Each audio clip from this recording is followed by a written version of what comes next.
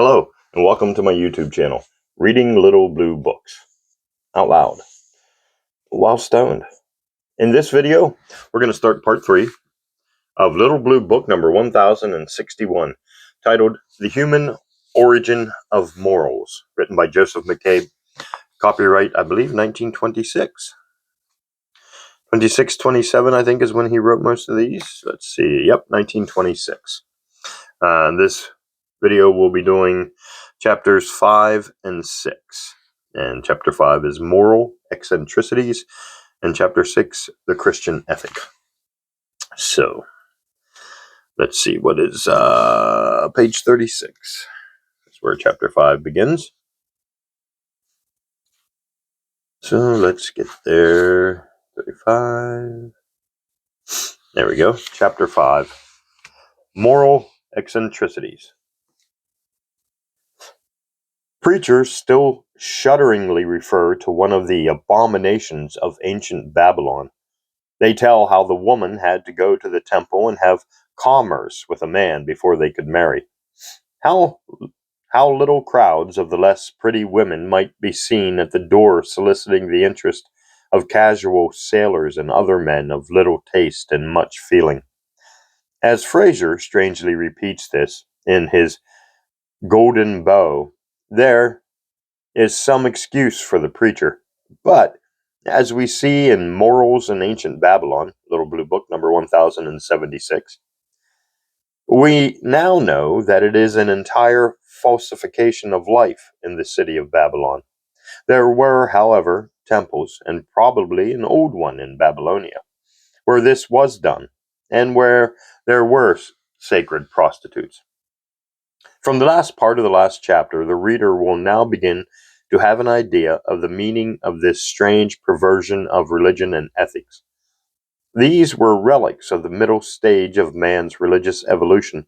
The spirit of generation in man and in nature was just as likely to be defied as the sun and moon. The act of generation then became, in a sense, a religious act. The god or goddess was interested in its happenings, not in its prohibition. Moreover, it was socially and very desirable. It was socially a very desirable thing. Okay, my brain wasn't catching that for a second. The army wanted men. The men wanted wives and slaves. Disease and war wrought terrible havoc, and population was urgently needed. The development of polygamy, which is not a primitive institution, was scarcely enough. Concubines were allowed. It suited the masculine nature. On the other hand, it came to be believed that human copulation could influence the fertility of the earth by a sort of sympathetic magic. Oh, pardon me. When scientific men find drawings of deer in a prehistoric cavern, they tell the whole world it was magic. The artist believed he could bring the animals nearer and have a profitable hunt. When the same scientific men find a drawing of a male organ or a woman with an exaggerated pubic part carved out of a bit of mammoth tongue, tusk, not tongue, Freudian slip, I guess, they say, "How naughty," and shut it away. Why not the same magic? At all events, it is certain, the belief and practices based upon it lingered in Europe in the Middle Ages, that men came to believe that by human generation they prompted the fertility of Mother Earth. This easily led to what we call license or promiscuity. The great nature festivals were marked by orgies of sex pleasure, especially as there was prodigious eating and drinking. Priests of the goddess discovered to their advantage that it was particularly fortunate for women to have commerce with them. Priestesses were not likely to avoid the act of which their goddess was the presiding genius. Large carvings of the sex organs stood unblushingly in the temples until Englishmen and Americans came along in the 19th century. All this is a very long and fascinating story, so much so that it has been given a special Little Blue Book, Phallic Elements in Religion, Little Blue Book number 1079. and we shall find startling traces of it even in the Old Testament. Here, I can only show in a general way that the eccentricities of conscience and the connection are part of a quite natural development, just as natural and intelligible, that is to say, from the evolutionary point of view, and no other, in another very large catalogue of perversions of conscience which perhaps are the greatest causes of people's contempt of their lowly relatives. In science, savage means a being at a low stage of intellect and culture. To the general public, it means a bloodthirsty, cruel, scalp seeking, or head hunting monster. Savagery, in this sense, is not a primitive quality of man. Those lowest fragments of the human race to which I have often referred are not at all savage. The Tasmanians, it is true, were so wicked as to fight for their land when Europeans wanted it. The Morays, Red Indians, and others were equally wicked. But at the most primitive level, man is peaceful and honest. We saw that. At that level, man is neither a hunter, except in a very small way, nor an agriculturalist. He has no tribes. And to cut a long story short, a process to which I am becoming sadly resigned in these little books, the development of hunting gave man a taste for blood, and the crystallizing of human groups into distinct tribes, with rival hunting grounds, gave men a great taste for each other's blood. The peaceful Yagan types was succeeded by the less peaceful, but not bad, Australian type, and this by the fierce South American Indian, the Dyak headhunter, the Fiji cannibal, the terrible Zulu, and so on. Under this heading, I must not quote. The list would be endless. But you see the principle. Tribal organization and hunting involve conflicts about encroachments on each other's grounds or areas. Conflicts lead to wars.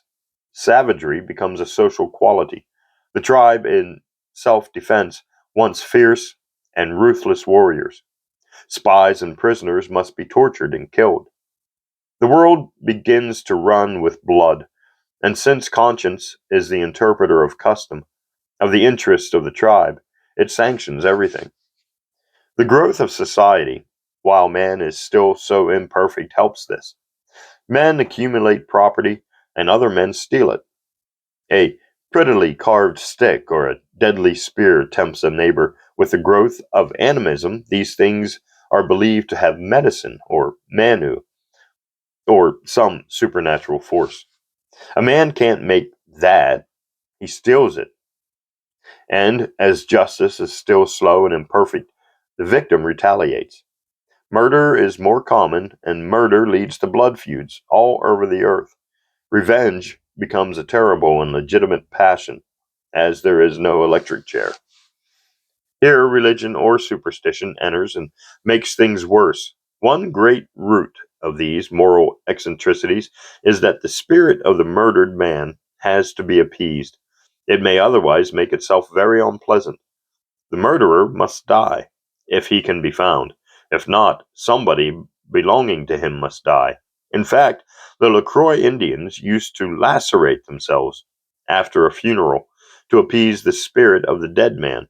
Some of the California Indians would kill the murderer's best friend, not the murderer, on the idea that it inflicted more pain.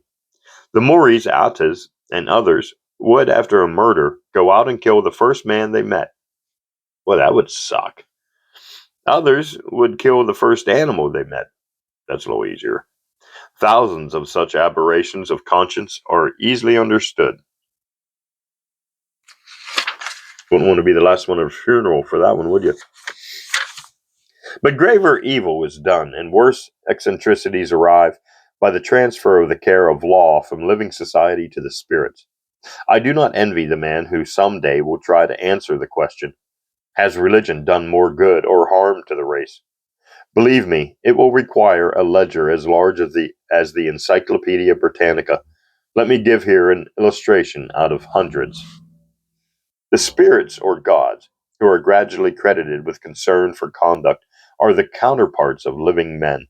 Heaven is always a feeble reflection of earth, of the hunting grounds of the Indian, the harem of the Asiatic, or the dull intellectual world of the Christian philosopher. In the early stages, the active spirits or demigods are even worse than men. They are generally devils. At the best, they follow the character of living humanity, and we saw how this develops. Man smites the offender, or, if he cannot find him, smites his wife, children, and relatives. Then he smites the family and relatives as well as the man. He visits the sins of the father on the children and on all his kin. He comes to believe that this is just, and the priests approve it everywhere. In early Chinese law, all male relatives of an offender were responsible. The Catholic Inquisition wrought terrible harm to the families of heretics, and for sordid reasons, as we see in another book.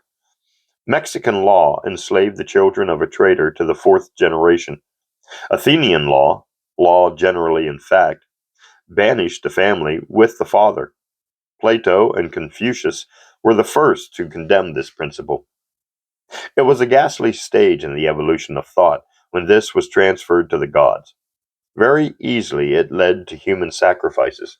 Off with his head was the refrain constantly on the lips of kings, and the spiritual kings were believed to be just as bloodthirsty. Somebody had to die to appease them. The larger the number of victims, the more the gods would smile. Thousands of victims in a day were sometimes ripped open in Mexico.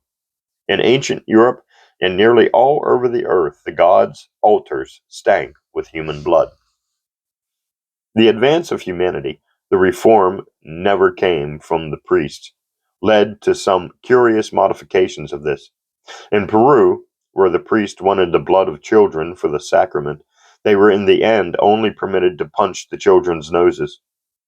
In ancient Rome, dolls were strung on little trees at midwinter instead of the old human sacrifices. You get to punch a kid in the nose. I don't know. Sometimes kids are little assholes and need a punch in the nose. Anyhow, I digress. That caught my brain. All right. In China, paper images of men were burned. Generally, animals were substituted for men, but there was a peculiar development in the scapegoat. Sin began to be treated as a sort of unpleasant commodity that you could unload on some other person, just as an Arab would bend down when you were cursing him and let the curse fly over his head. That was in part the meaning of the human sacrifice, and as the gods wanted something good, not any shabby old thing, kings and kings' sons and daughters had to die. This, in conjunction with another idea, which we see elsewhere, led to sons of God, taking the sins of the world upon themselves. But every variety of scapegoat is known. The Hebrews, Leviticus, 16, had the childish idea that they could unload the sins of the people upon a goat, which was driven into the wilderness. The inspiration was quite common. The Moors transferred their annual accumulation of sins to a fern, which floated on the river out to sea. The bodegas in India prefer a calf, which is driven into the jungle and is probably happy ever after. The Egyptians choose a bull. The Iroquois Indians transferred all the sins of the tribe once a year to a white dog, which they, more prudently, burned. The Peruvians washed their sins off in the river, as the Hindus do in the Ganges today. And the spiritual anima, animal clue, weird, were supposed to float out to sea. Much less amusing was the development in the direction with which we are now familiar, where there was only a very dim idea about the future life. The prosperity of the wicked was always a terrible problem. Why Shamash, or Jupiter, or Zeus, or Yahweh permitted so much injustice, no one could say. For the Babylonians, Romans, Greeks, and Hebrews had no definite ideas of the life beyond the grave. Other peoples had no problem. They invented hell. Their gods would pass the record of the most ferocious torturing kings that had ever been. They would keep their victims alive for all eternity and torture them all the time. I am not concerned here with the agony that this awful belief has caused, or with the religious persecutions, witch burnings, and inquisitions it inspired. I am noting it as one of the most awful aberrations of man's moral instinct under the influence of religion. It so got into the blood of men that people who considered themselves highly intellectual and refined in modern times could see no harm in it. Gladstone and Roosevelt believed in hell. I tried hard to think of two other eminent men, not politicians or theologians, but could not. And another aberration of the moral sense under the influence of superstition was cannibalism. No doubt it was sometimes due to primitive lack of humanity, sometimes to economic pressures, as the killing of an aged often is, but it was very largely sacramental. You got the strength or virtue of the eaten man. This led, in mystic ways, to the further common religious practice of eating the god, or communion. Though there is another root to this, as we shall see. Headhunting was another perversion inspired by religious beliefs. Probably the latest Oh, no, probably the largest and most eccentric moral aberrations were due to religion in precisely the field where it claims its highest service. One great human tendency which we have seen made for sex license. There were others, however, which made for the restriction of sex. The menstrual trouble of women was one. They were periodically unclean. In childbirth, the superior male thought they were again unclean. All sorts of taboos grew up, and the sex act began over large areas to be regarded with suspicion. Priests and priestesses were forbidden. Sacred seasons were not to be contaminated with it. Men and women began to believe that one became wonderfully wise and enlightened if one avoided copulation, and others became wonderfully holy. Out of it all arose also the contempt of women, of which Egypt and Babylon knew nothing. Oh, pardon me. We'll just pause for hydration. Maddie, hydrate.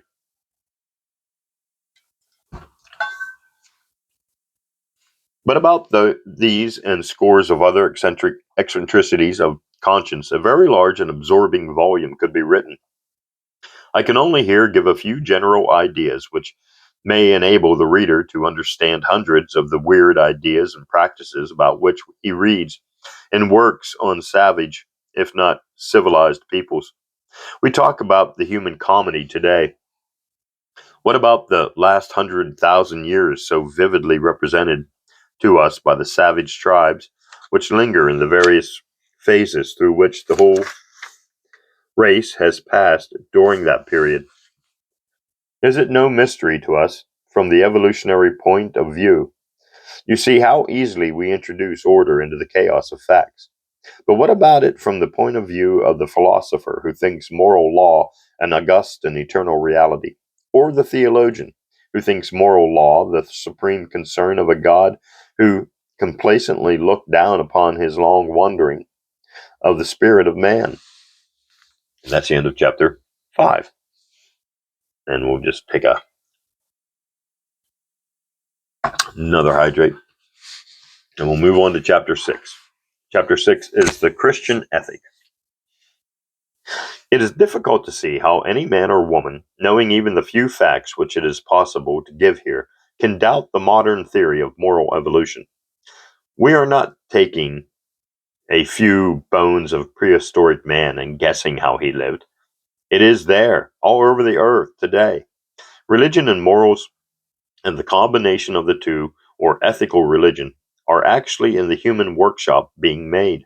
We more advanced workers have finished the job and are watching the apprentices. Yes, you may say, with a sigh, it was a natural evolution, unguided, wasteful, replete with the folly of childhood, dark with the awful impulses of the real savage. But we do not understand that. But the time come, or the time, yeah, that doesn't, we do not understand that. But the time came, revelation of a holier law broke gradually upon this turbid world. God made himself known to one or two peoples. Why to one or two, or so late?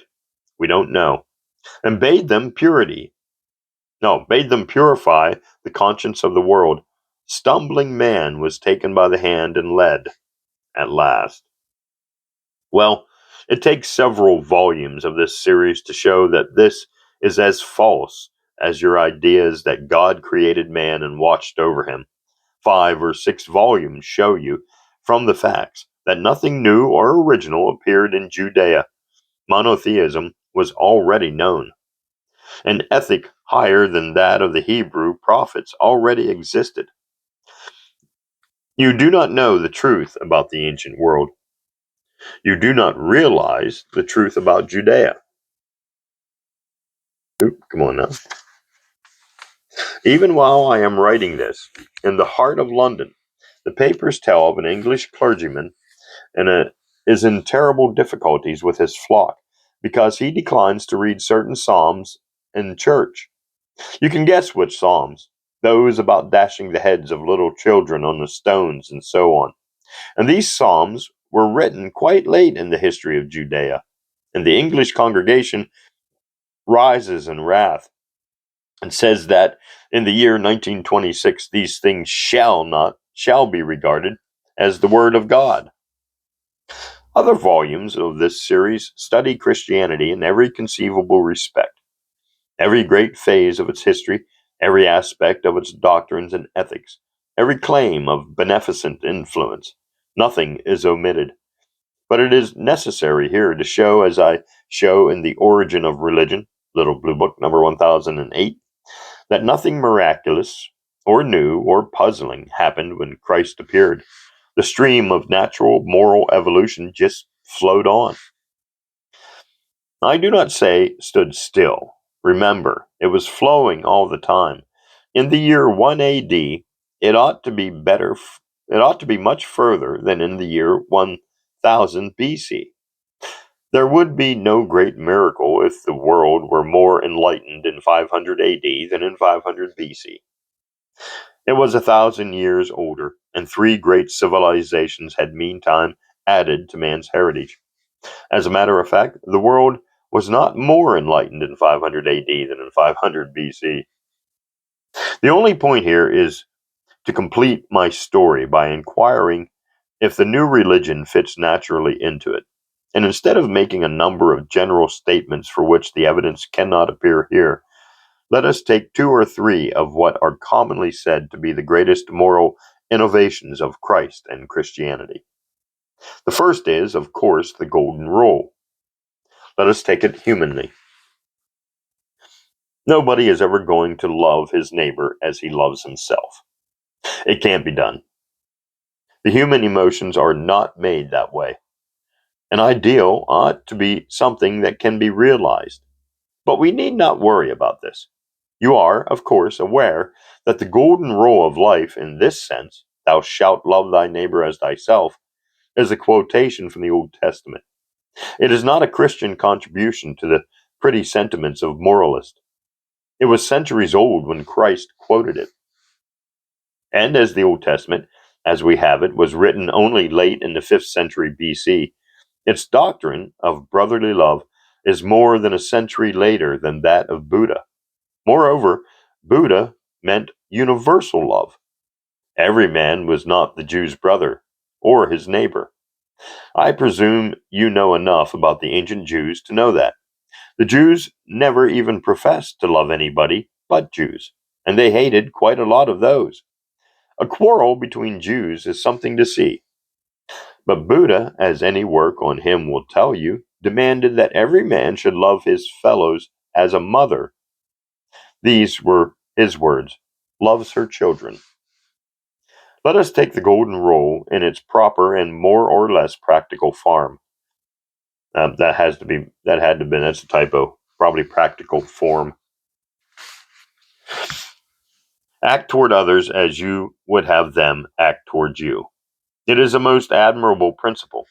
It puts the utilitarian theory of morality in a nutshell. It is so obvious a rule of social life that one is not surprised that few ever said it. It is not profound. It is common sense. If you do not want lies told you, don't tell them. If you want just, honorable, kindly, brotherly treatment from Cyrus P. Shorthouse or James F. Longshanks, try to get it by reciprocatory. Rather a good word, is it not, reciprocatory? Well, the famous and agnostic Chinese moralist Confucius gave that as the golden rule 600 years before Christ was born, and nearly 200 years before the Old Testament, as we have it, was written. You may shake your head and say that you have heard that rationalist story before. Confucius, you may say, only taught the golden rule in a negative form. Do not unto others what you do not want them to do to you. That statement is found in the whole of Christian literature. Christ went much further than Confucius. Well, presuming that you do not read Chinese and that the translation of the Chinese classics is not available, open that most accessible of books, the Encyclopedia Britannica, at the article Confucius. It is written by a Christian missionary and fine Chinese scholar, Dr. Legge, and it has been available to every Christian writer for years. Dr. Legge says, quoting the expression golden rule, several times he, Confucius, gave that rule in express words. What you do not like when done to yourself, do not do to others. At last, a disciple asked him if he could put it in a word. He gave the composite Chinese word reciprocity. Reciprocity. Reciprocity. I'm probably not pronouncing it correctly. It doesn't sound like it. Anyhow, Dr. Legge tells us that it consists of the two characters as heart. Let the impulses of your heart be the same as those you want in your neighbors. And lest you should still insist that perhaps it was only negative, Dr. Legge goes on.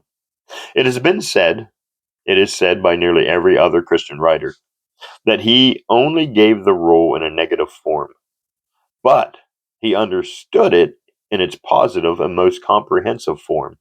No Chinese scholar differs from that, and Professor Westermarck gives other sayings of Confucius to prove it. Yes, but you say there is the counsel to love even one's enemies. Did any moralist in the world ever urge such a refinement of virtue before Christ? Alas, yes. Pardon the sigh, but I never loved my enemies. I think it would be bad social policy to do so. It rather encourages the mean and the unjust. I agree. The Old Testament says, Thou shalt not hate thy brother. Perhaps that is not conclusive, but it does not matter, as the counsel had been given quite explicitly long before. The great Chinese sage, Lao Tse, a contemporary of Confucius and nearly as rationalistic as Confucius, said, Recompense injury with kindness. That is near enough, and the doctrine seems to have been common in the humanitarian ethic of China. Later, in the 4th century BC, we find the chief disciple of Confucius, the great moralist Mencius, who seems to have been the first in the world to condemn war, saying, A benevolent man does not lay up anger, nor cherish resentment against his brother, but only regards him with affection and love.